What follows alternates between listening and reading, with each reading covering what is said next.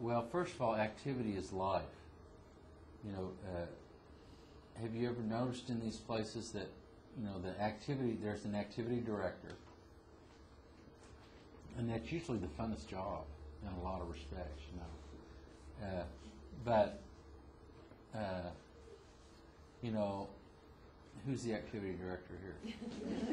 Okay. Now, I don't want to make you mad, okay? But there's a mindset around activity directing that comes out of the activity director certification program. They teach you to do the activity calendar. And, I even went to a module one time on how to make a nice activity calendar with seasonal indicators. And so there's this like 6 foot by 9 foot, we used to have one. And then, the fall leaves and the activity director would spend hours doing it, except that it's not home. And, we don't have one of those at home. I don't have one in my bedroom hallway. I don't have one in my living room. What we do have in our homes, sometimes we'll have magnet on the refrigerator. And they're not things like Bible study, bingo. Bingo can't go. I don't care how much you change the world here. Bingo is not going. I'm telling you. I don't know what it is, but they won't let go of it. And and it's not that Bible study goes away, but it's like we fill up the day with these prescribed calendars, and we're thinking about our compliance, and we're thinking about how we need to chart. But in reality,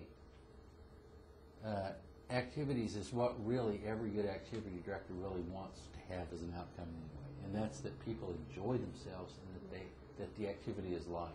And so the activity director goes away. Not the person, but the way that they do it. In other words, activities are no longer, I've organized this, I've scheduled it, I maybe had a session that asked what all you things you are interested in, but I'm no longer driving the calendar. So I'm going to help the teams in all the houses. I'll be the activity director of record. But if there are 3 houses, I'm going to help be one of the mentors that teaches these houses how to create life, and that just like breakfast, we're all in the business of life. And so I'm going to help teach them how to have spontaneity. I'm going to help teach them how to find out what people are interested in as groups. And I'm going to help teach them how to, when Kevin wants to do something as a resident in the house, he does it, versus what I want to do. And the activity director becomes a great resource in helping teach the rest of the houses, and becomes even more valuable in the whole fabric of it, but is measured by how committed they are to teaching the others and learning a new way themselves while they're teaching. And you see more spontaneity, you see more things that the residents drive. Like, that's in learning circles. They'll decide, well, we want to go to the farm this Saturday. Mildred has a farm. We'll have a picnic out there. But that staff isn't organized in that form. It didn't say, would you like to go to the farm on Saturday? The learning circle brought out from a resident who lived there, I want to go to the farm on Saturday. Oh, that'd be fun. And then they plan what they want to eat. And they plan it all themselves.